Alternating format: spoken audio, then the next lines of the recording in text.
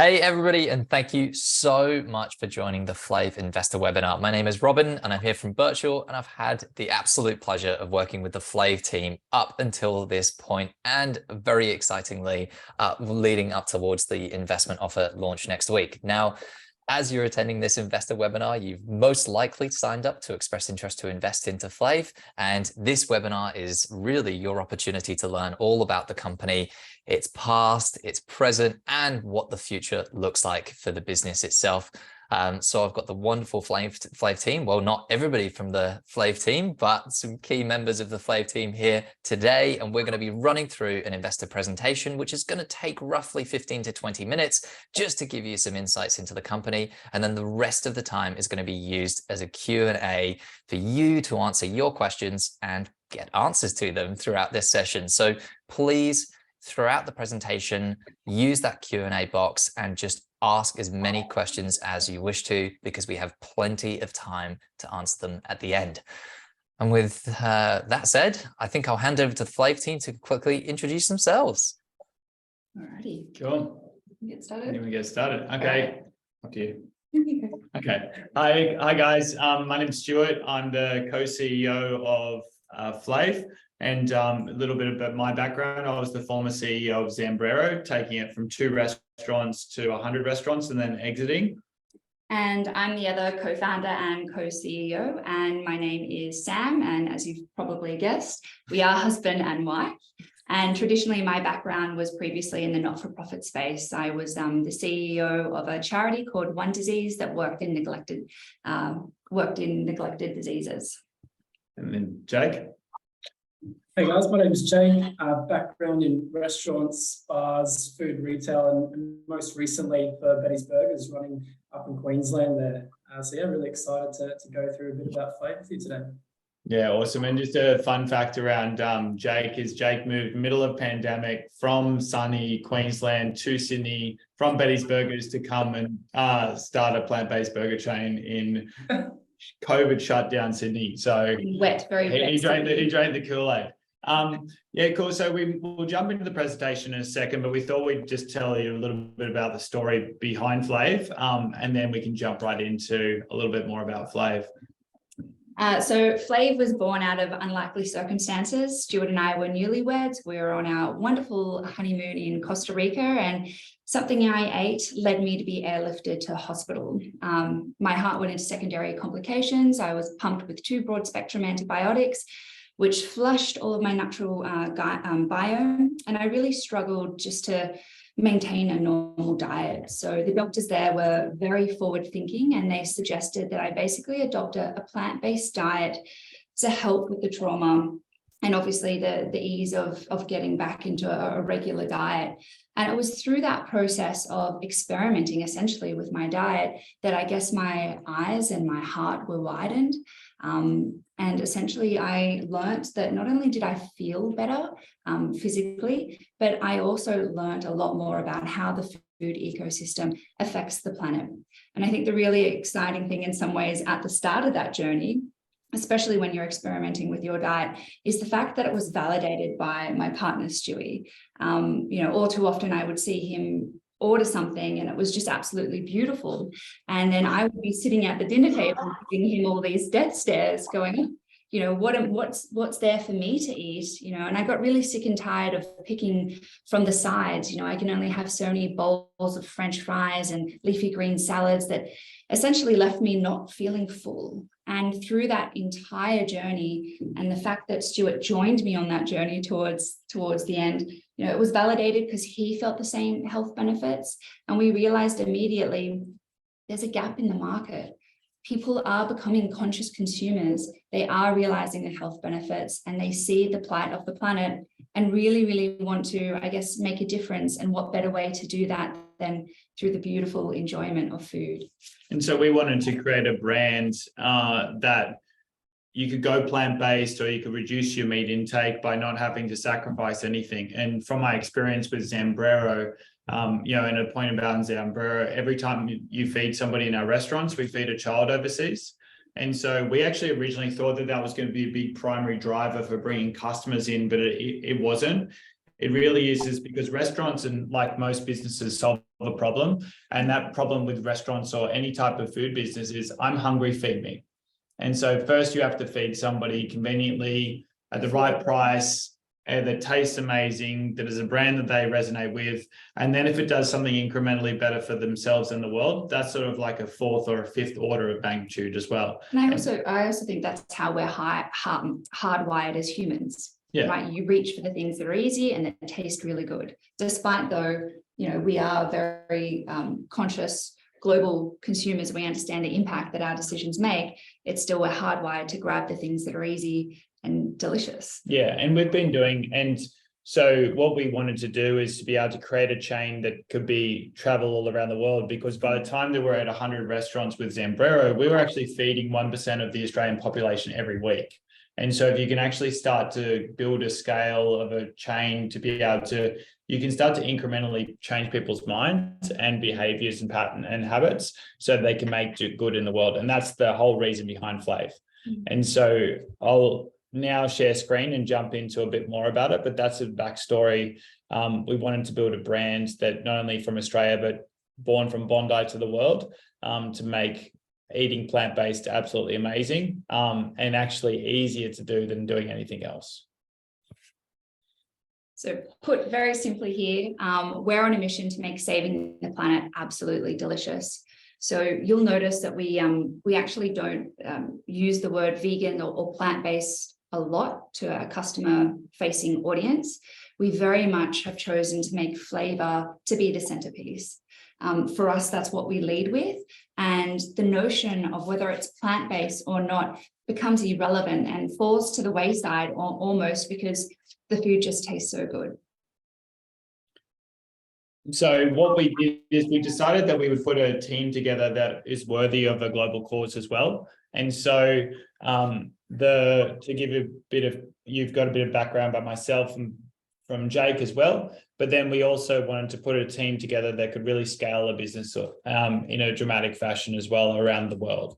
And so some other people to talk to about the team, Jessica Gleason, who's joined the board, actually was started at Starbucks when there was only 50 locations, and then finished up when there was 17,500. She thought she'd missed the boat, but she's actually now based in Shanghai, and story for another day, but she saved us at the beginning of COVID, giving us a call and saying, hey, don't sign that lease in Bondi because there's something called Corona in Shanghai that you might need to be a bit wary of. So that saved us a ton of time and money. We've got a few other advisors. People have worked on the McDonald's Monopoly app. Our chairman is this currently the CEO of a multi-billion-dollar company on the Australian Stock Exchange. So we've really surrounded ourselves with people who can build this amazing company and provide us guidance and cover any areas of opportunity that we have as leaders within the business. But what would a food business be without an amazing food as well? And so, I'll take you take you to the logo as well. And so if you can see the logo on the bottom left-hand corner, Flave's logo is actually burgers and bowls. And so we wanted to create a burger and a bowl brand because it has global appeal. Wherever you go around the world is that you need to be able to make a meaningful brand, a food brand in any culture. You need to be able to create something that also appeals to local cultures. And so if you think about the West, burgers is very much a comfort food, but anywhere in the rest of the world, they always have the traditional bowls. And so it allows us to be able to develop a menu that's customized as we expand internationally. Because if you go to, say, KFC in China. Yeah, I mean, they're only using, what was it, 70? About 30% of their revenue is only created from chicken. The rest is congee and rice, and it's all localized, localized to the market. And that's why they've done incredibly well, because they've been able to adapt their brand to be able to suit the local needs. And so even though our last name is Cook, we can take absolutely no credit for the food at all. And we don't live up to the name at all. Maybe one day. But we knew that we wanted to be able to create a global brand and something that was amazing, that wasn't sacrificing on flavor. And so we knew that we wanted a meat-eating chef who had experience with plant-based cuisine, because we know that the vegans and vegetarians are an underserved market. They're always on the hunt for really good things and always looking out, reading blogs, searching the internet. But we want to be able to create a brand that appealed to the meat eaters who knew that they wanted to be able to reduce their meat intake, but didn't want to have to sacrifice. So we wanted a meat-eating chef who had experience with plant-based food. Yeah, so I think that the general population, as particularly with, the news of climate change and whatnot, is becoming front and center, in a lot of conversations and media. People are looking to reduce their meat intake. So I think what's really beautiful about Flave is we know that we have such a strong, loyal following from, vegetarians and vegans, but there's this beautiful new market that are just starting to dip their big toe into the space. And we want to make, I guess, this decision and this commitment to their value set to really, really be easy, to be excitable, to be fun, because at the end of the day, that's what food is supposed to be about. It's to be enjoyed. It's often something that you're sharing with other people.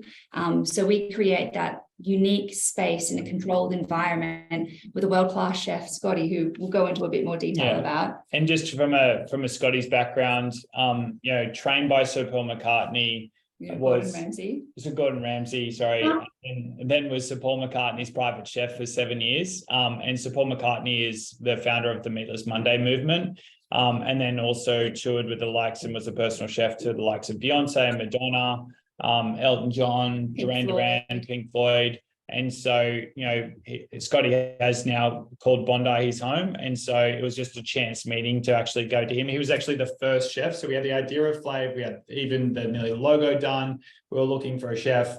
And it was the very first chef we went into and randomly met and said, hey, do you know anybody who might be interested? And he said, I might be, and then the rest is history. So I think everything in the organization, we've been incredibly deliberate about, even Stuart describing our board and how we've really made sure that we've surrounded ourselves with people who can help us with our global ambition. But there's just something so beautiful about meeting Scott and how serendipitous just really played a role there. Yeah. And it was actually one of the most amazing moments when originally he started as doing contract work just for the menu, but when you have a team member turn around, and this is what Scotty said is, I feel like I'm living out my value set. This is what I'd like to do full time. We knew that this partnership was magic. So why now? We all know that there's a global push for sustainability. It's in a lot of news articles. We don't need to talk too much to that, but there is a huge impact, and it is scientifically proven about the impact of that animal agriculture has on the world. We aren't trying to convert everybody to plant-based. We're trying to reduce the meat intake. And I think that's the big important thing to do. It's not an all or nothing approach. Everybody is on a journey. I know I should go to the gym 5-6 days a week. I don't, but I don't give up. I know that's okay because every bit helps towards my health. And it's the same with this, is that every meal that you go for, can you ask yourself the question, could I go without meat this meal, or could I find another opportunity? You might fail most of the time, but if you keep on asking yourself that question, you can, and there's amazing opportunities like Flave and out there to be able to, again, not have to use sacrifice on flavor or anything else. You'll do incredibly well. Again, there's a lot of people who are moving this way. Local studies said that, up to 80% of people want to reduce their meat intake. Doesn't mean that they are, but there are people, at least they've now got the intention to do that. And it is a growing market all around the world. And Australia is, I think, the third fastest vegan and vegetarian growing market in the world. One thing we wanted to talk to you about, a bit about the way that food has come about over the last few decades as well, is so if you think about the evolution of food and the different opportunities that exist, is like in the 60s and 70s was the rise of McDonald's, because it was really the first time that people started eating out en masse. And so that was where satisfying quick hunger, mums, or traditionally mums, didn't want to cook, and they might be getting their second job for the first time. And so they were looking for that fast, easy approach to do that. And we know McDonald's and KFC's story. Then the 80s and 90s, you saw the growth of Domino's Pizza and Starbucks. They're really occasion-based dining opportunity as well. So going to meet somebody for a coffee rather than going to somebody's house, or getting pizza for the for the game and, really enjoying a meal at a park. So that then became something, because that was when you started to trust more chains and create sort of brand recognition as they spread around the country, especially in the US. And then in the 2000s, you see Chipotle and Taco Bell, like really with globalization and the cheaper means of travel for people to be able to go and experience different cultures and immigration post-World War II. You see those really big influence of culture within those different countries. Now, Chipotle today is worth $35 billion, and it's really only in the States and serving Mexican food. Then in the 2010s, you've got Sweet Green, a company that you wouldn't be familiar with here in Australia, but listed on this US stock exchange, now worth a couple of $2 billion with only 140 locations. But that's really focused on healthy and nutritionist meals, very much like a salad bowl type concept. And so, we see is there a market in the future is the next generation, will it be look back into the future and go, okay, was it the 2020s where the first massive global players in the plant-based movement actually came from? So what about Flave? What makes us special? So we have definitely a multi-tiered approach to the way that we're doing this, taking all of the different lessons that we've got from the team remembering that we've got from team from Starbucks, XGYG, we've got Milky Lane, Guzman and Gomez, we've got Zambrero. So we're trying to take the best of all of these different concepts, not only here in Australia but also internationally, to go, hey, what is the best way to roll this out in a big way? So we know that when we go into every city, and we'll start off with a flagship location because that is the way to get the best exposure, but then we'll take advantage of the cloud kitchen network. One of the best things about COVID is people now know what QR codes, and they use delivery. And so although there was a lot of negative things about COVID, the fact that we've been able to start after COVID means that we don't have a lot of unnecessarily large footprint of locations that aren't well adjusted essentially to the delivery model. Yeah. So a lot of the established chains aren't actually set up for delivery in the main way that we're all used to now. So thankfully for us, we're ahead of the curve in terms of what our build looks like, and really learning very much from the international community and our board members as well, who are seeing on the ground some of the other thought leaders are doing in the space, and making sure that our kitchens and the way that our line is set up with our team is really built for that delivery wave. Yeah, and so from the very beginning, we've set ourselves up for success and for scale. We've already got a centralized kitchen set up and in operations out in Ryde, and that actually supplies a lot of the pre-made and pre-prepped items to be able to allow that it's more assembly in the restaurant. So Scotty is this amazing chef, Gordon Ramsay trained, trying to get a 16 to 17-year-old or 18-year-old to be able to follow in his footsteps would be incredibly hard.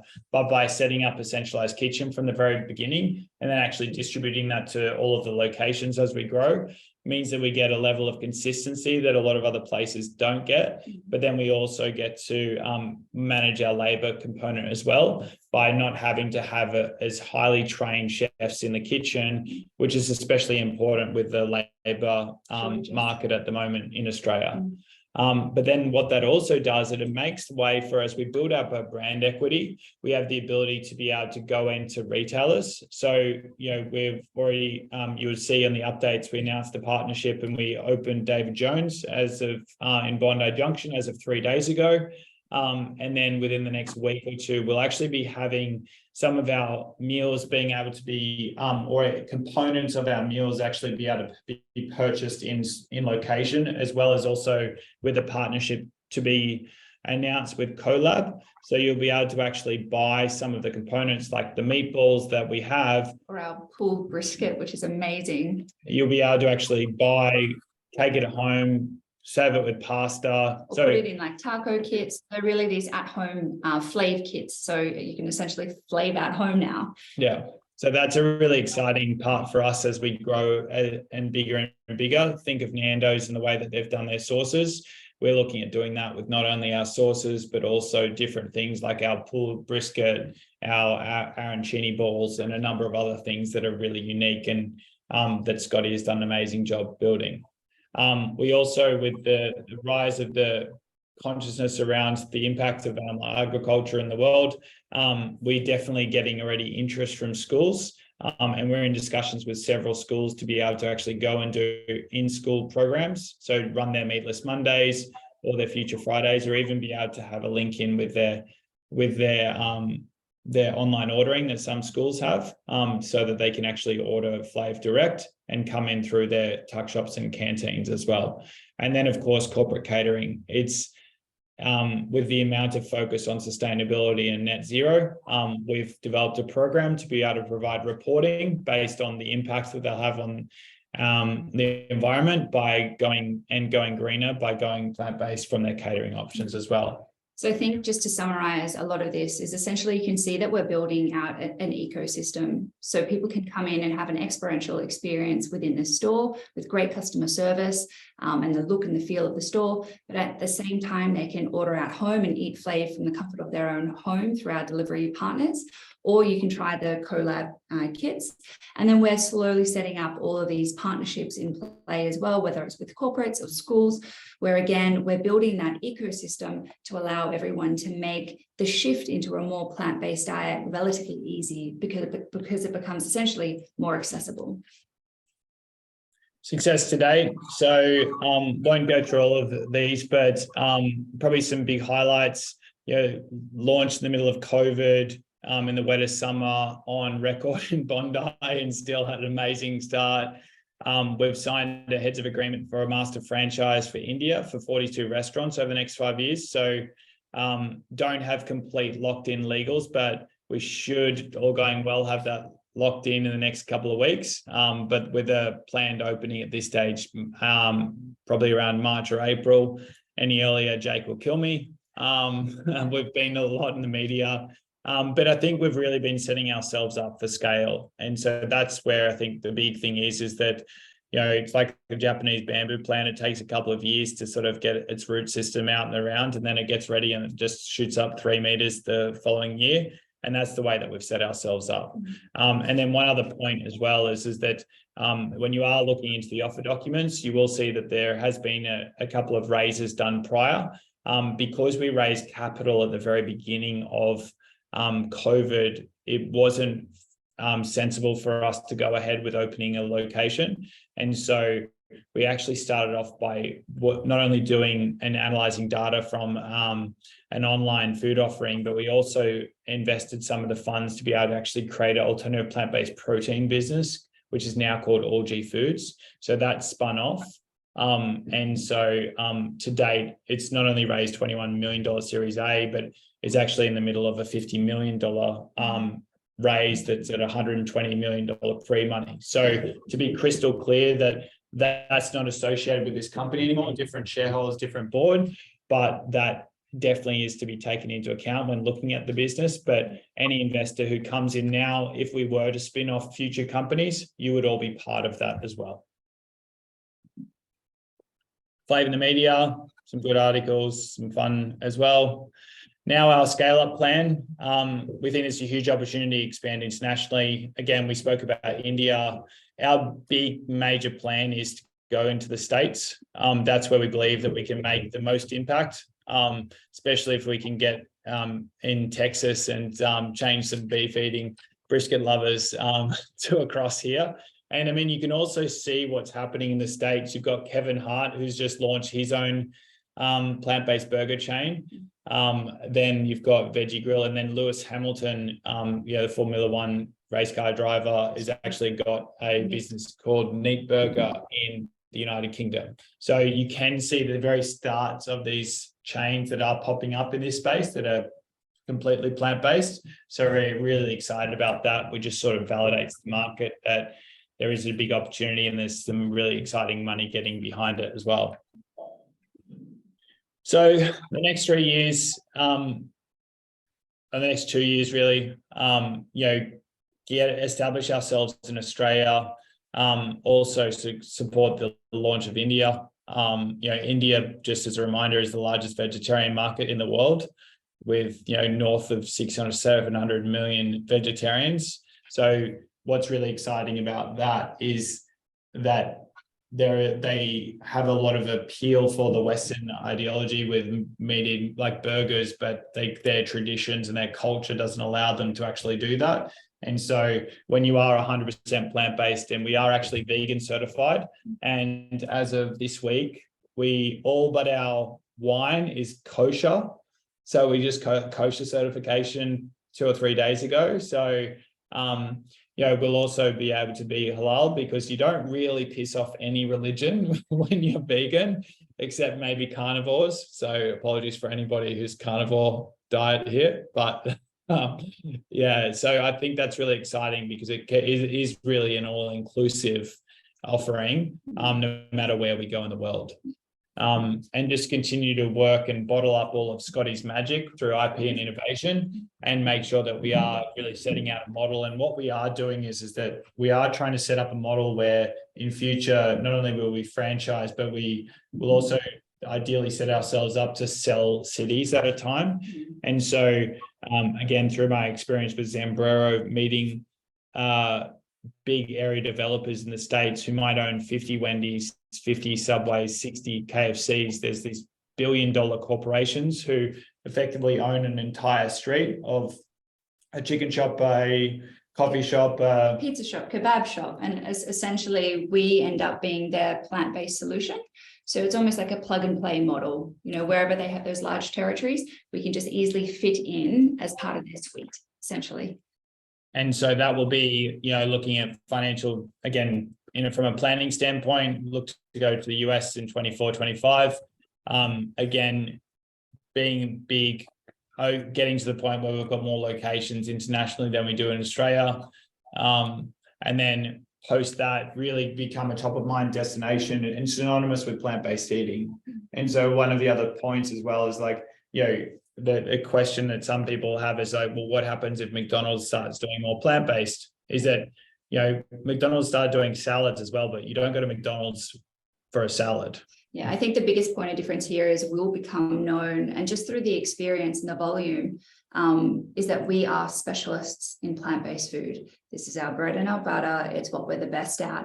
And so as the market shifts, and as we've all discussed, are becoming more global and conscious, we're far ahead of the curve compared to all the other competitors, because this is what we do really, really well.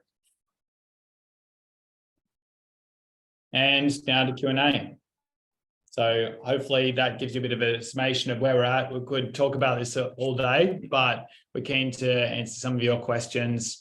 And for those people who want to join us on the journey, we're incredibly grateful and excited to have you in our restaurant soon. Yeah, and thank you for so much for your time today. I imagine everyone has a busy schedule, so we really, really appreciate you joining us, and hopefully we can answer your questions for you.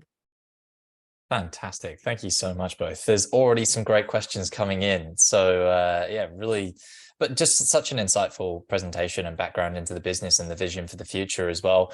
Seeing some of the questions which I've already pre-read, we've got some usuals, but we've got some cracking questions in here. So thank you very much, everybody, for getting started.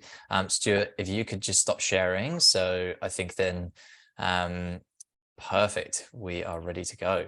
All right. So starting at the top with the questions, food additives. I know a lot of plant-based processed foods have started to heavily rely on guar gum. Is this an additive that you use or avoid in your products? I can't speak specifically to guar gum. We do a mixture of alternative plant-based proteins and whole food proteins, because we do know that some people who are already plant-based and also maybe vegan for a long period of time actually don't like the flavor of meat.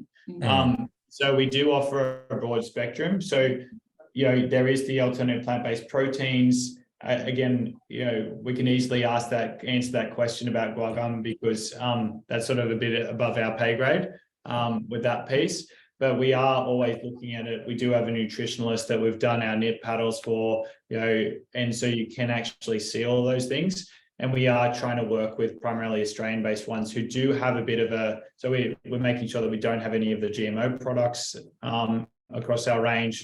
we do have a real focus on trying to use as little gluten-free products as well. I know that's not around the process side, but we do have a mixture. And yeah, so great question. I can't answer it probably as succinctly as you want, but we do have options for both parties. Awesome. Awesome. And I love the question here from Ian below. Do you have any indications on the percentage of customers that are non-vegan at your at the current location? Jake, do you want to tackle that one? Yeah, most definitely. Yeah, so we actually find the majority of our guests that come to the restaurant aren't vegan. You'd probably say percentage-wise, maybe 20 to 30% are. And a lot of the feedback that we get is people coming in and trying it either because they want to reduce their meat intake. Obviously, we do have the vegetarian and vegan market that have heard about us, that want to try us and absolutely love it.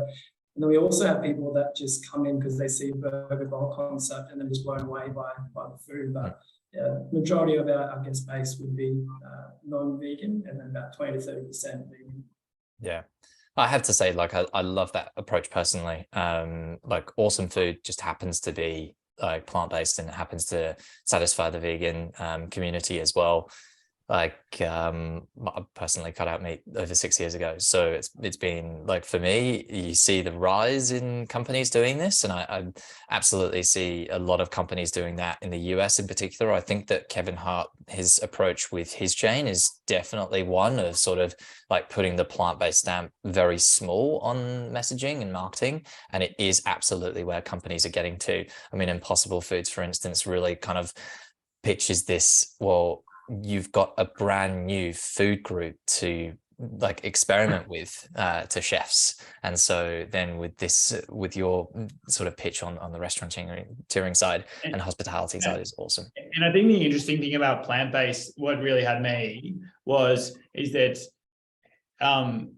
people don't necessarily, even though they say they love meat, it's like, what do they actually love? A lot of the time, it's actually they love the sauces and the marinades and like the spice and things that it goes with it. So exactly, you can actually replicate, like if you have our brisket that is made from shiitake mushrooms and jackfruit with the same barbecue sauce, like, you know, we've had Texans come in and go like, this is the best brisket we've had since being in Australia, and it's plant-based. So again, it's a trick of the mind to be able to just replicate it because it is mouthfeel, taste, texture, rather than has to be meat. Yeah. And that's, I think, the paradigm that we try and work with. I think that's an important thing. It's taste is one aspect, but the texture component as well. Yeah, totally. So I think what we do a really good job of nailing. Yeah. Yeah, absolutely. Not us. Josh here has asked a really great question, who has said, Scott, who seems pivotal to the continued success of the business. He said he ordered a burger off of him the other day. How are you tying him in or systemizing him to sort of manage the key person risk in the business? So he has an ankle brace, you know, like often you see posts. So I mean, he's a shareholder in the business. He's incentivized to be here long term. Our dream for him is to actually, and it's not on the deck and it's not forward looking, but he has such an amazing idea. He's like, I want to be able to create him a chef's table restaurant in the future where he's basically can create whatever one, 10-seater restaurant or a 20-seater restaurant. You pay X amount of dollars, and then we actually then develop a lot of the IP from there, and it just gets captured. But we've already probably got around 2-3 years worth of new product development already locked away because he is so creative. So he's in the restaurant 3 days a week, but then 2 days a week he's actually just coming up with ideas, and we're just bottling all of that. So to reduce that key man risk. And I think there's also other aspects of, you've got the food creation component, but as we start to grow, there's a lot more of the PR side of things. So him, doing the celebrity talks on a lot of the TV networks, podcasts, cookbooks in the making, as Stuart touched on as well, retail aspects, being able to have Flave at home kits with our sauces or whatnot. So there's a lot more just to the cooking, and I think he's just so engaged because, I mean, if you look at him, he's the most fittest, healthiest individual, and he really espouses our value set and really lives it out. Literally eats and breathes Flave.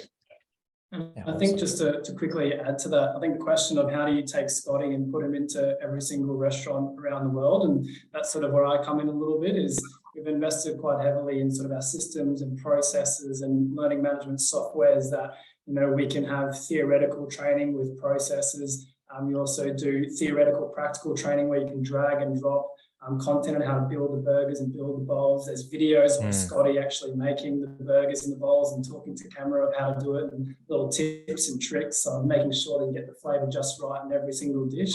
And we've got that currently we use a system called Rod Manager, which a lot of the big brands already have, like Domino's and Betty's Burgers, and that can also be translated into many different languages once we expand internationally as well. So we're obviously setting it all up, you know, from the first site to make sure that we can scale it and have a Scotty in every restaurant. It may not be physically, but at least you know, theoretically through our learning management system. So.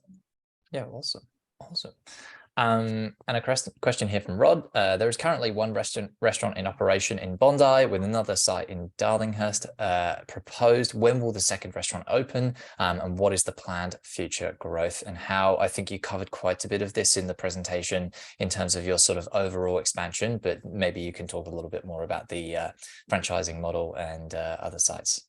So we will, touch wood, we'll be open Darlinghurst January, Feb. We've already secured the site, we've designed it. And so, you know, just managing the Christmas break, but also want to getting in there as soon as possible. And one of the reasons for Darlinghurst as well is it actually acts as a very good catering corridor into the CBD.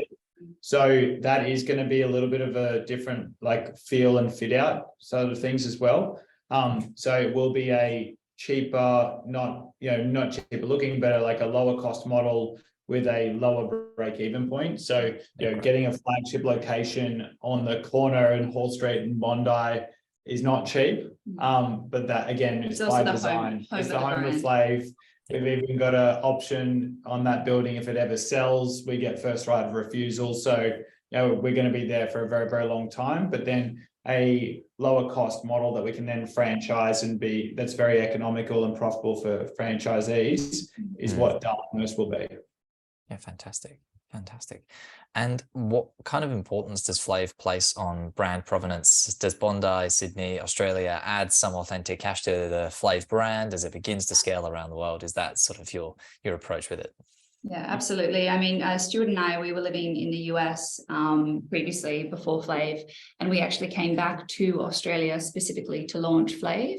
I think here, as a nation, we're recognised for our amazing quality and food security. And I think everyone in the US thinks we look like, you know, Chris Hemsworth with that Australian healthy lifestyle aspect. So when you do combine our produce, the healthy lifestyle aspect, as well as, you know, Bondi is one of the most iconic beaches in the world, and you package that up together and then you export that to the rest of the world. It's a very, very, very strong story to tell. Yeah, awesome.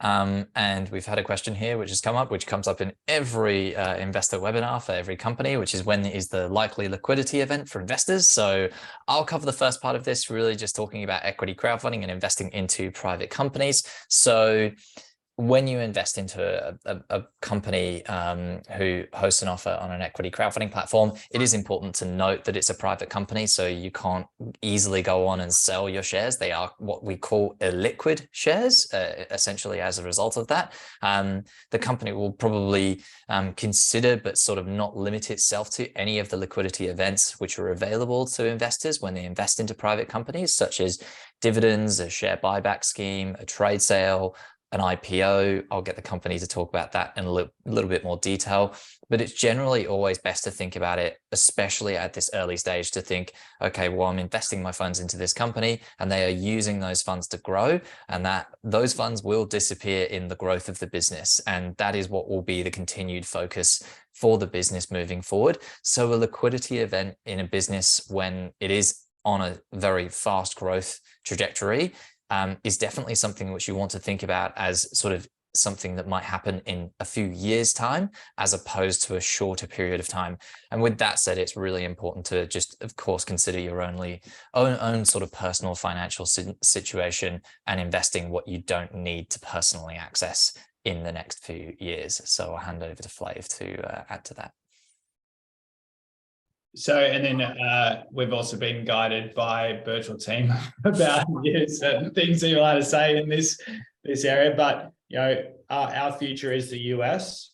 The valuations and capital available in America is just obscene compared to Australia. Again, I sort of reference Sweet Greens as a bit of a recent darling.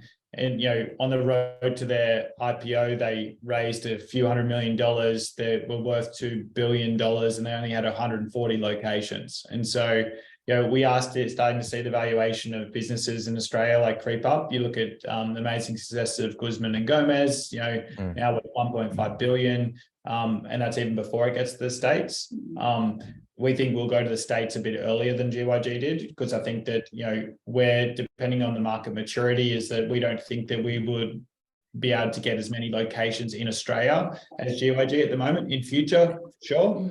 But our goal is to be able to go to the States within the next couple of years, raise capital from the States, and then go big. And then, I think there is a lot of trade sales that happen in the US, but it also depends on who the investors are over there. But, we see it as sort of like a 5 to 6 year timeline horizon as our goals. So, and just forgive me if I wasn't allowed to say that, but that's sort of I would say to investors is there might be other opportunities along the way, where other investors come in, and sometimes there might be opportunities, but really I would say to investors, and what we've said to any of investors we've spoken to, it's really like a 5 or 6 year timeline horizon, but hopefully it's getting pretty big at that stage. And even looking at a listing, and I'd love to ring the bell in the States. It'd be sick. Go to New York. Absolutely. And look, I think there's another question here which kind of really talks a lot more about the details of how you've got Flave to where it is now. Looking at the time, we've got just under 20 minutes and over 20 questions here. We'll do our very best to answer all of these that we do have, but for all those who are attending, if you can look through the questions and just refrain from asking a new one if it's already been previously asked, we are going to do our very best to get through them. So at Sombrero, what were your roles, and did you receive equity or profit share? How much sort of personal capital have you invested in this? So Flave, will you be continuing to invest alongside new investors in this raise? And what's your reasoning for raising capital through this platform as opposed to debt, private equity, or high net worth investors? Okay, I'll rapid fire. There's a few questions. So yes, I did get equity in Zambrero. Yes, I made some good money out of that. I've been investing in early stage companies over the last 5 years, and then we've put in about, I think would be about between $400,000 and $500,000 worth of actual cash into the business ourselves. And then, full transparency, we're on $80,000 wages. So definitely not getting big CEO wages or anything like that. So, if you took about the wage cut and the things like that, you might consider more, but hard cash in this round. Just prior to the reason for the virtual crowdfunding, we actually were doing a $5 million round.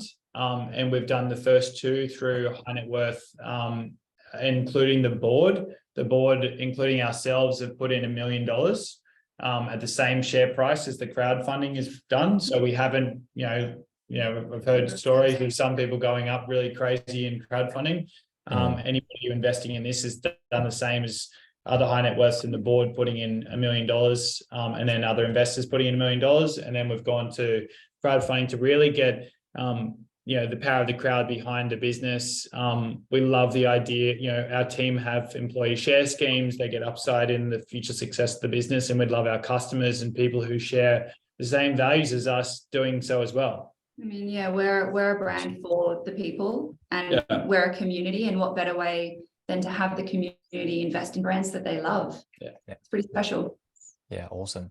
And then a question more about the product here is, do you simply assemble third-party ingredients, or do you have a plan? I think you covered this in your spin-off company, which you have created, which focuses a lot more on that product R&D. But the question here is, or do you have your sort of own proprietary products that can't be replicated and give you a moat? So yeah, other, you So referencing a couple of others? It's a mixture. Yeah. So we do curate the best products that are out there, because to create some of these alternative plant-based proteins take tens, if not hundreds of millions of dollars to create. Yeah. And so we do put those together, but our sauces, marinades, and some of the combination of products is proprietary. Mm. Yeah, that's I guess part of our IP. You know, we've got obviously the training aspect as well, which, you know, Jake is providing the IP for, but it's also the element of how that food is combined and what our secret sauces are. Yeah. Yeah, awesome. And if we do see a gap in the market, we would look to create something ourselves. So, Yeah. And we have worked with other suppliers as well to create our own proprietary lines. And so whether or not they ever spin off into other companies, we don't know yet, but you know, we've already done it once. And so we might do it again. Definitely. I think the follow-on question here from Joss is perfect, because they've said, as a vegan consumer, I've predominantly relied on Soul Burger, Grilled, and Lord of the Fries for my burgers. What's your view on value proposition against these competitors? All of these competitors do use the big companies to then, you know, construct their idea of what could be the perfect vegan burger. And obviously that's not, other than Lord of the Fries, that's not the focus for these businesses. So yeah, would love to hear your sort of point of difference. I think I might start and then I'll throw it over to Jake. But I also think whilst they may be using, you know, similar ingredients or maybe the same products, I think technique is really important as well. We have a Gordon Ramsay trained chef who has been on tour in the most unique locations around the world. I remember he was telling me a story that he was in Russia and had to put on a sushi buffet for 3 people that had to be completely plant-based. Sorry, for 300 people that had to be completely plant-based. So just being thrown into those circumstances with, you know, language barriers and, you know, only being able to get produce from the markets there, he's just been able to create such a, you know, unique taste profiles, but also the techniques. And I think that's really a lot of his IP. And I think, you know, Jake, if you want to answer some of that as well. Yeah, okay, Jake.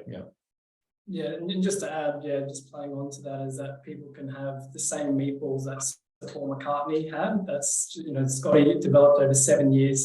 But a lot of the feedback that we get from the guests is, one thing is flavour. And if you obviously go up against other places like Grill that aren't 100% plant-based, there have been situations where they've gone and they've had cheese added to their burgers accidentally, or they weren't across the burger being 100% plant-based. So that's been a lot of feedback that we've had from guests as well, is that they've gone to these places, they've had their orders, you know, mistakenly added to items that they weren't across, and then come to us and just feel comfortable that they're not going to have that issue with us. But yeah, just to recap, 100% the technique that Scotty puts into it, and then obviously just being able to have his items that he's cooked for these stars.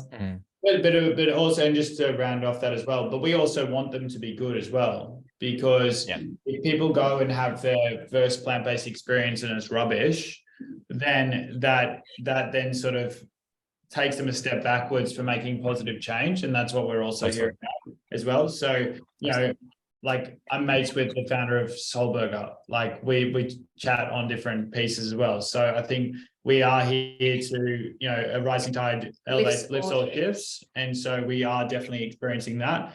But, you know, we encourage people to do that because it is a growing market. We do need to make a positive impact in the world. Essentially, we share the same customer. So if it's a win for them, it's a win for us. It's a win for the community.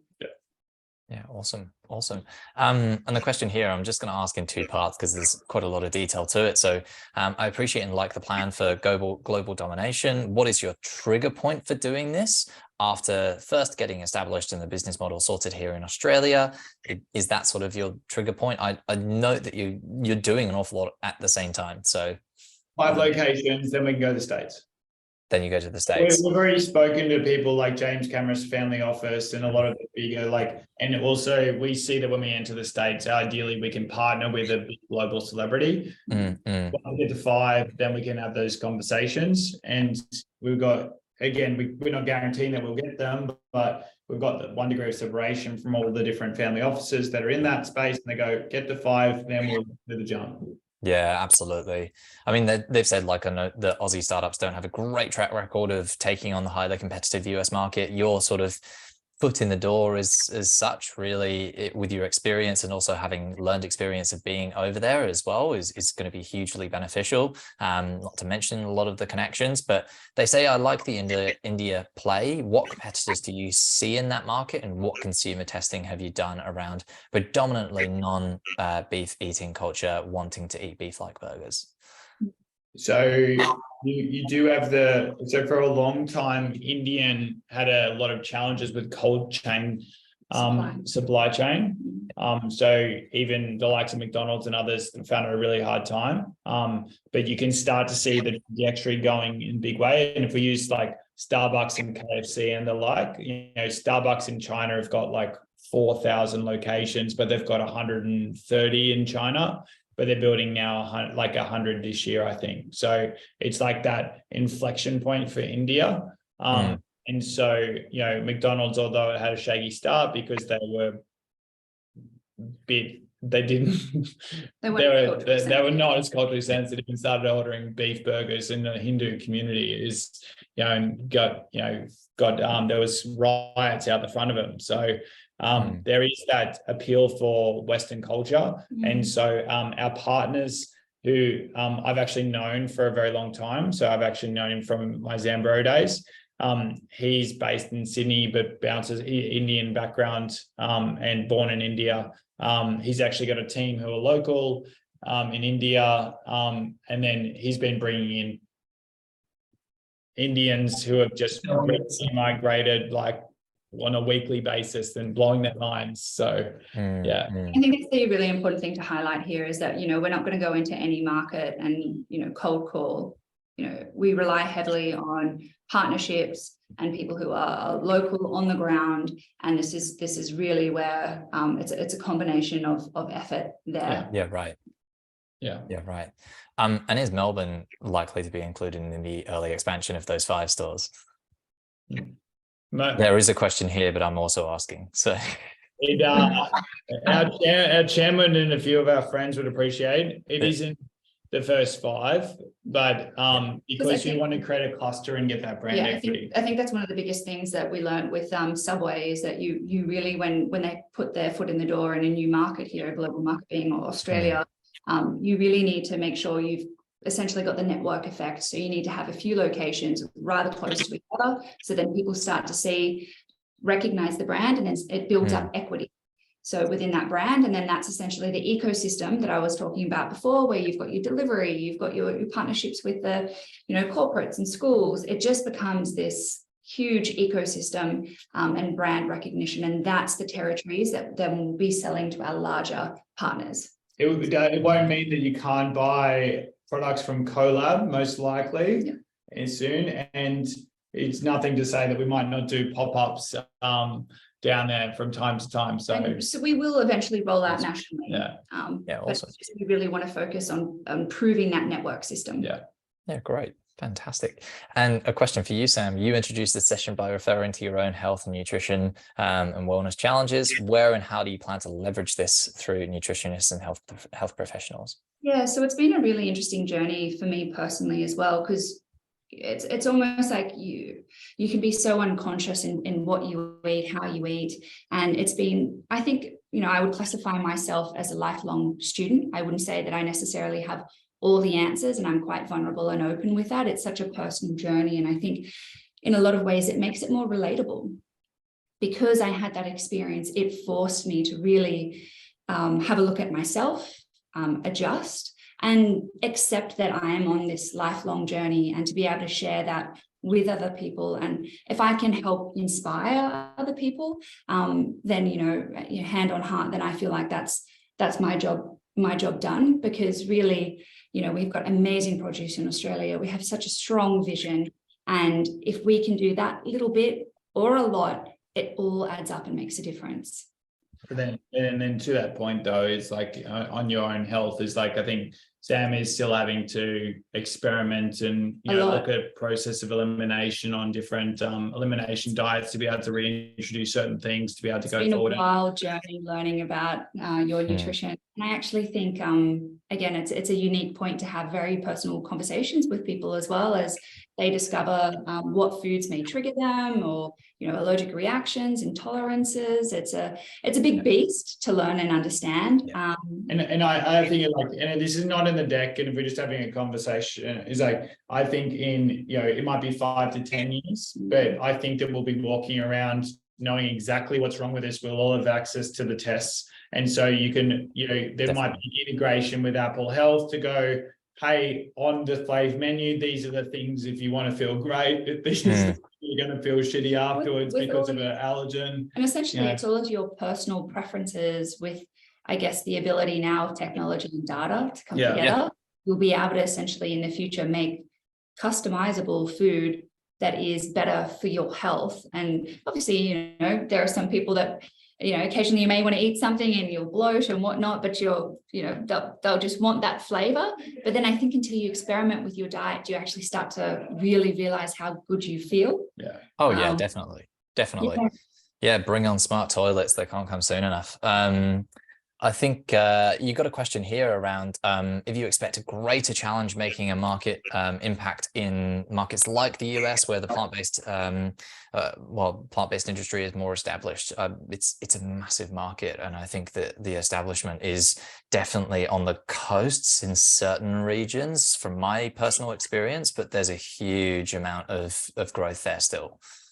Yeah, huge amount of growth, and then I think that with Australia, our competition, our very picky consumer, I think we're incredibly spoiled with some of the best food in the world, and then our high cost labor model as well. It means that you're actually born in fire here in Australia, having to be more efficient with team members. Even though the US labor market, they are increasing the minimum wage, still their widget to hourly cost of labor is still very different to Australia. So we think that if you can create those systems and scale here, you can then go over to the US and absolutely crush it and getting a higher profit margin once you're established there.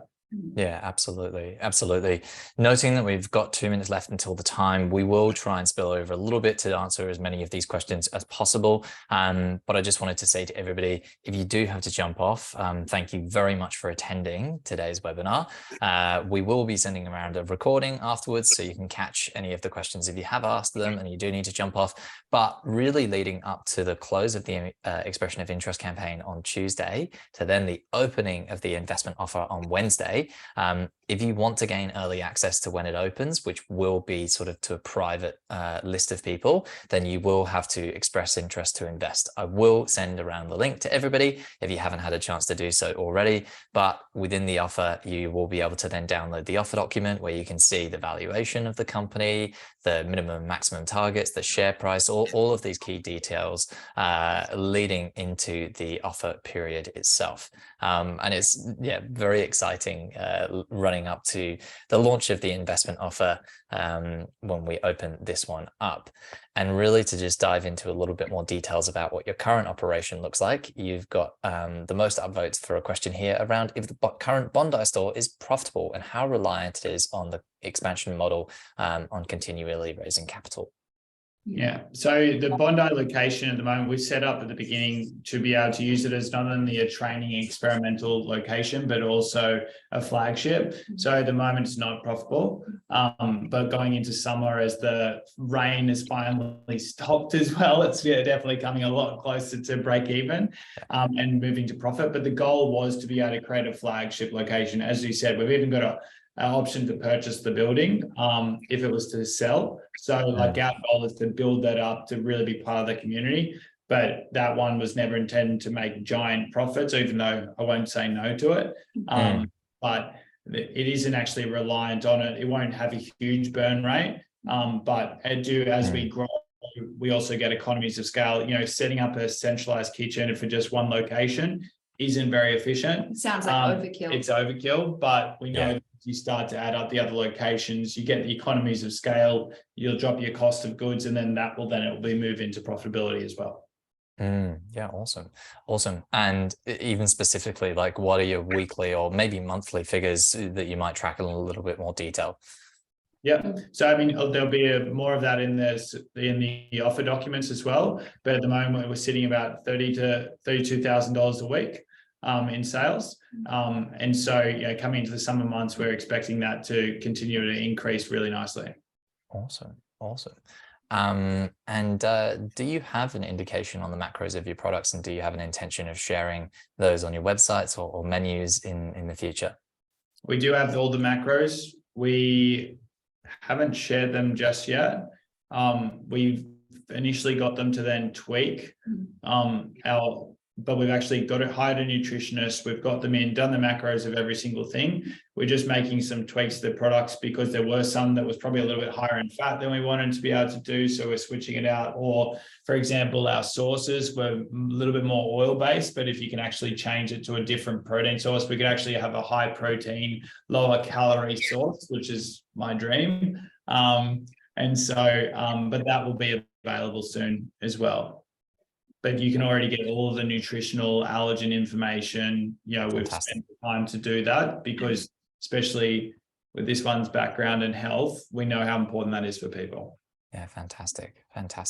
And interesting question here from Andrew. In Sydney and in many other global cities, you have areas that are regarded as food deserts that have limited access to healthy food options. I know there's a business, I actually can't remember the name of it, in LA, which does something like this, where LA is such a vast place that they actually open up in certain regions to provide access to people, access to healthier food for people, and the price is adjusted slightly. Stuart, you'd probably know the name of the place, but what is your sort of approach to this? I mean, it's probably more of a longer term vision for you as a company. Yeah, I mean, longer term, whether or not it's under the Flave brand or whether or not there might be a separate brand as well, pulling from the same thing. I mean, we're speaking from the cuff here at the moment. There is no exact plans for that, but our goal is to be able to feed the world sustainably and introduce plant-based cuisine to billions of people. And you can't do that by just having a super high-end product. Not that we are, but we are a higher on the fast casual space. So we know over time, but also as plant-based proteins gain in popularity, the prices will drop as well. Prices will drop. We can see what's happening with protein prices going up through the roof as well. So, price parity or even reductions over time. And we're always experimenting. There's some really cool innovation happening. We're looking at a lupin-based product, which is a whole food protein that's really, really cheap, high protein, and it's whole food. And if we could bring that into our menu as well, we could probably beat parity.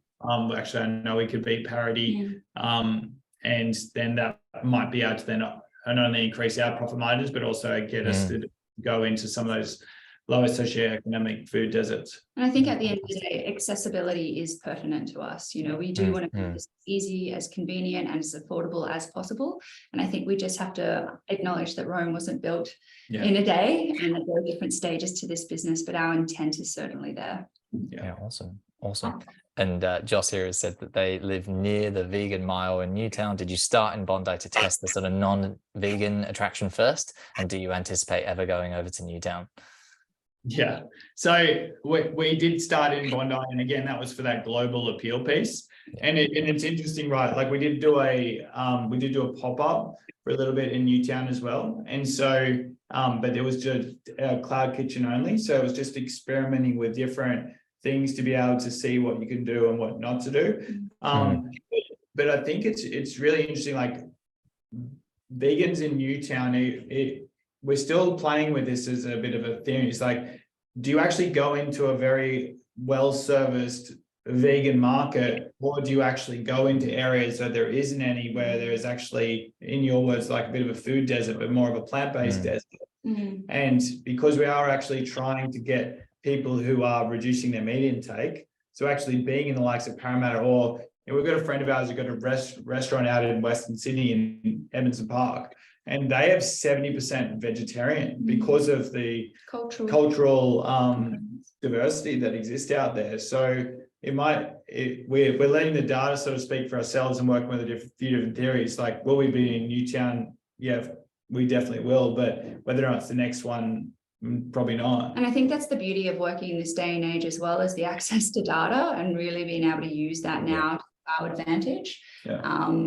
And I think that's, you know, obviously part of our strategy, and also listening to our community as well.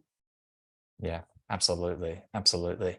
Sorry, I'm just going through and typing answers to some questions that we've already covered in a little bit more detail, but just adding anything else to this. Leon has asked how many repeat customers you have. So maybe a split of repeat versus new customers.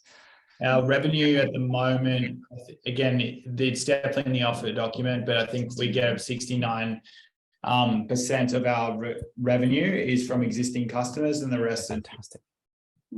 That's awesome. That's awesome. Yeah, excellent. Yeah. And in light of inclusion alongside the rise of non-alcoholic drinks in the market, will you be growing your wine and cocktails options in this space, e.g. liars and yes, you can drinks? What was that last part? For example, liars? Yeah. Yes. Yeah, so yes, in short, and we allow our cocktails to be mocktail or alcoholic as well. So we do have our own custom cocktails. We're not going to go huge. So, you know, we have, I think, 6 different wines and 5 different cocktails. We make sure that you've got a, you know, always in an espresso martini, a margarita, and, you know, a stiffer type drink, and a cosmopolitan type one, and then then another one. But like, you know, it'll probably be more in a seasonal rotation as well, based off what, you know, no pineapples in winter type thing. And I think it is really important. So obviously there's the ability to have alcoholic and non-alcoholic, but we also have to remember, you know, we're a plant-based brand, which is already a bit confronting to some consumers. So then to not offer alcohol as well will be a little bit daunting too. So we do make sure on our menu as well, with our whole foods and plant proteins as well, it's allowing to have variety. Sure. So depending on who that customer is, we can speak to them. Yeah, man. Most definitely just trying to be as inclusive as possible. And I think, yeah, we've done that across the board in terms of whole foods, and in terms of veg options, but also, yeah, in terms of our drinks as well, in terms of flavour, in terms of gluten-free options with our drinks, and gluten-free beers, and low alcohol and high alcohol. So Gluten-free all about being inclusive. That's great. That's great. Yeah. Yeah, the non-alcoholic market is just it's expanding so rapidly at the moment. I think it's a really interesting space to watch. And they're getting better. The first reiteration, like anything, wasn't amazing, but then like they're definitely getting much better. Yeah, absolutely. You just have to look at how much Heineken is pushing their zero alcoholic beers now. It's huge. And how do the profit margins compare with compare to sort of competitors such as Grilled? Stuart, I can imagine your insights on this are very valuable. Yeah, so I'd say that you know, and we're targeting comparable cost of goods, because if you think about from a labor component, we're hiring the same people. From a rental standpoint, we're looking at the same locations. But if you look at from a gross profit margin, if we were to price it at the exact same price, we'd probably have slightly worse, but we're pricing it about $1 or $2 over. And that sort of allows us to get similar type gross profit margins. Not as good as Grilled just yet, because we've only got one location. They've got 120. Obviously a little bit more buying power than we do. We do get a little bit better buying power than we would as 1 or 2 locations because of my and the team's backgrounds. So they do, you know, suppliers are giving us a bit of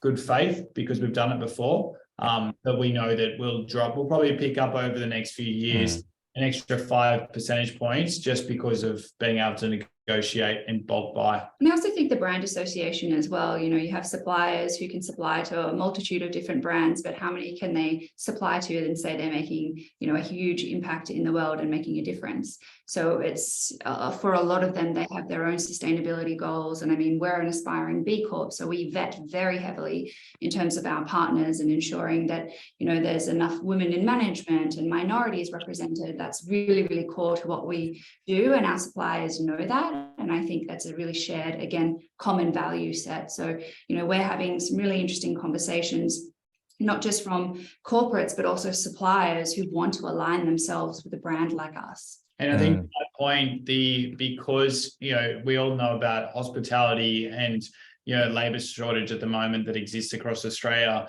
One of the things that really benefits us is, again, if you look at the likes of a non-purpose driven company versus a purpose driven company, if they're paying the same rate, we do have a better attrition, staff retention levels, because we are purpose driven. And so are you just there to make money for the owner, or are you there to also make a positive impact in the world? And so that is a really exciting thing for us.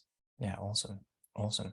And Adrian has said that one of the things that Starbucks did really well was translate Italian coffee vernacular into fun, ownable product descriptions such as Frappuccino. Has the Flave team considered pulling from their playbook to create a more proprietary advantage? I'm sure you're thinking of things all the time about branding and messaging and what sticks. Yeah, it's a good point.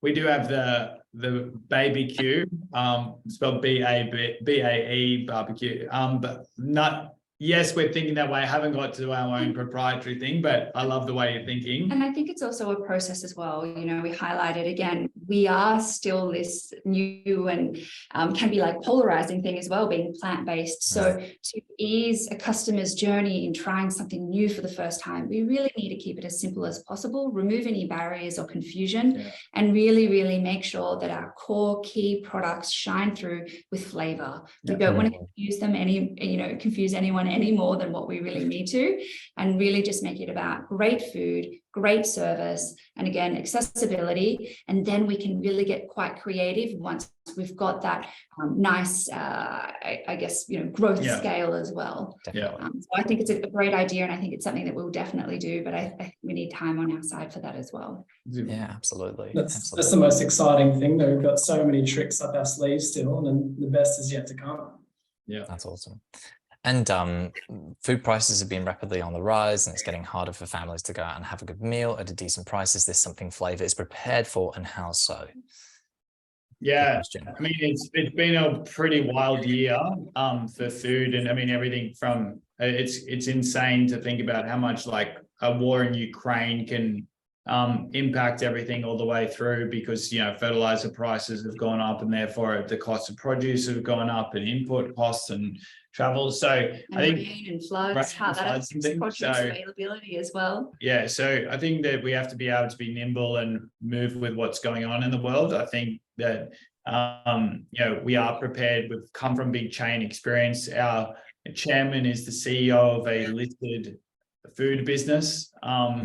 And Costa Foods, which is worth about $1.5 billion on the stock exchange, and one of the biggest agricultural providers in the country. So we do definitely get some insights there on what's happening. And so I think, again, combine that sort of experience, the insights that we have with people around us, and combining Scotty's creativity, we'll be continually reworking the menu to be able to do that. And like our vision is also to play into seasonality as well. So rotate the menu a little bit more. Consumers that they shouldn't be able to get food all year round at the same price, because that means it's pulled from all corners of the earth. And that's where these big fluctuations happen, because if world events change, or we go into big recessions and things, it's those who can reinvent themselves and continually just roll with it are going to be the ones who are successful. And it's making sure that we have a shorter feedback loop. So as soon as we're onto something, as soon as we have customer feedback, it's making sure that we iterate fast. And I think that's a thing that I really attest to our team, is how fast we're able to move, how nimble we are. And also, as Stuart mentioned earlier, it has been one wild ride, but I think that's character building. We are born in fire here. It has been one crazy adventure, but that only makes us stronger, and it forces us to iterate. It forces us to pivot or perish. So we really have strong world-class systems that are going to set our success up, because we've laid down such a strong foundation, because it hasn't been per se normal time. So it's forced us to get really good at what we do. Yeah, awesome. And I guess like there's just final questions here. You do have somebody who's asking really sort of how reliant is the expansion plan on raising capital? Like, you know, there's obviously recession concerns. Will raising capital at a higher valuation be possible? Of course, you're just going to look at all options and consider your path moving forward. But other than sort of the obvious, what have you been thinking about? Well, so it's a really good question. It's something that is taken into our mind. So we have, because of the, not only COVID changed our plans originally when we first started, and we spun off that alternate plant-based protein business. We were then going to go, okay, we're primarily going to go with more of a company-owned rollout, but that costs a lot more money as well. And so again, with the opening of Darlinghurst and working on that model, we'll then work with franchising a little bit earlier than we expected to make sure that we've got a really long runway at head office level. So, and when you franchise, again, Zambrero didn't raise any money. It started off with $13,000 that Sandbridge had. And then he and I ran the company, didn't even have credit cards. And so that's sort of the lever you can pull when you are using franchising, because you are using other people's capital, but it's just their own. You're providing them an opportunity to be successful with the brand as well. So because of the state of the world's finance markets, that will be one that we pull on a little bit earlier to ensure that we are not relying on capital. Yeah, awesome. And what does your tech stack look like for online orders, delivery, aggregation? Yeah, so at the moment it's all off the shelf, white labeled. We originally, again, we're thinking of this was pre-COVID, thinking of building out our own tech stacks. Don't need to do it at the moment. There's some really good stuff that is there, and it's just super expensive. And so I think we get 2 or 3 years down the track, if we have needs that are not satisfied by off the shelf, then, or custom assembly, I would say we have, but off the shelf tech that put together in a bit of a unique way. But then if we need to go build our own, we can. And we'll find somebody who's a little bit more intelligent than me, and who understands tech a little bit better. I mean, we've got some great people on that have worked on some big chains, loyalty programs as well as their other game functions as well. So when that time comes. Aidan, our board member from Excello, they're responsible for building the Monopoly app for McDonald's, which is one of McDonald's biggest sellers.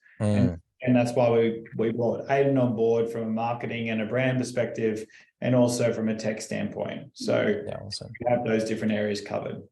Yeah, fantastic.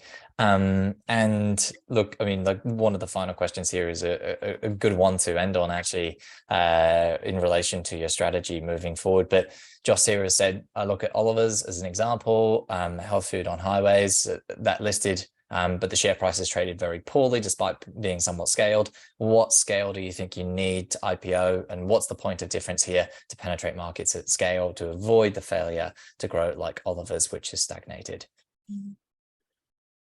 So a few answers there. I think you need to get to 100 locations plus in order to do that. And then once you've got that, you've actually got a pretty good business. You should be doing, again, assuming they're all franchised and lots of different things, but you could probably have close to a 10 mil EBIT business at that if it was all franchised, lower revenue locations, or if you had company owned, you could be well in excess of that. So that's where you'd sort of go well north of the 200 mil type val listings. But again, you do that in the States and you're probably worth maybe 10 times more that.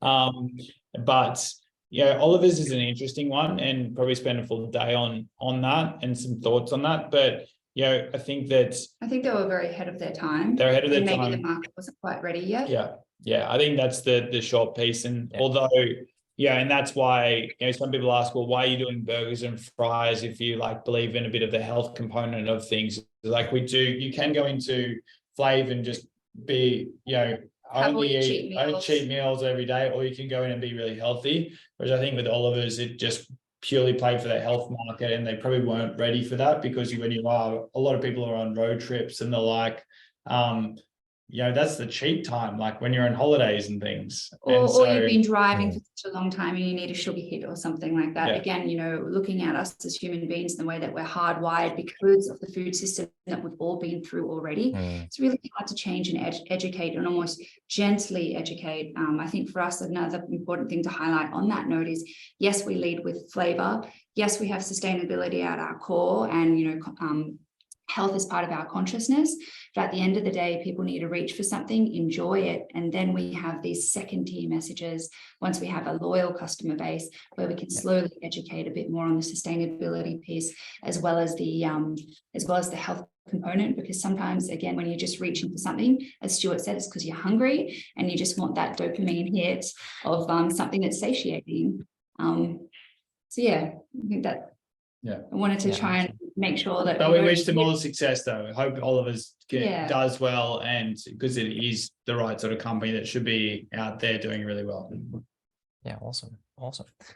Well, look, we've come to the end of the questions, and I just want to thank everybody who's here and who has stayed over time with us to really just ask the most insightful questions around the industry, where Flave is going. I think it's got such an exciting future ahead of it. And I just want to thank you all for attending today, and very much so thank the Flave team for today. I'll hand over to you to sort of make any closing remarks. No, just firstly, big thanks to you. You've been an absolute pleasure to work with, you and the Birchal team. Like Robin, it's pretty interesting experience, and you guys are incredibly thorough and very calming influence over with a lot to do. We're really excited about this journey. We're excited to be able to offer this opportunity to people to get involved at a pretty early stage for a company that hopefully is the next big thing that's a global business. And it would do as nothing would excite me more than one of my our board member Jessica, who we mentioned before, she got options in Starbucks at the very beginning when she was assistant manager of a location in Seattle, and then she ended up buying a house based off those options, and they stock after listed. So, she had colleagues pay for IVF and things. So if we could help provide that opportunity for investors and building a company that's bringing positivity and change in the world, that's the dream. And let's be real, it's more fun when there's more people to celebrate with, right? So at the end of the day, this is a cultural phenomenon, and people are waking up and realizing that we do have power as a collective, and hopefully we can be a shiny beacon to show the world that you can have a business that makes money but does good at the same time. Absolutely. Well, look, thank you so much. And to everybody who's attended here today, I will send the recording around to you, and also the link in case you haven't had a chance to express interest to invest yet, for the investment offer, which will be opening exclusively to those who've expressed interest to invest on Wednesday next week. Really, really exciting times. Thank you, everybody, for attending today. Once again, catch you next time. See ya. Thank you all. Bye. Thanks.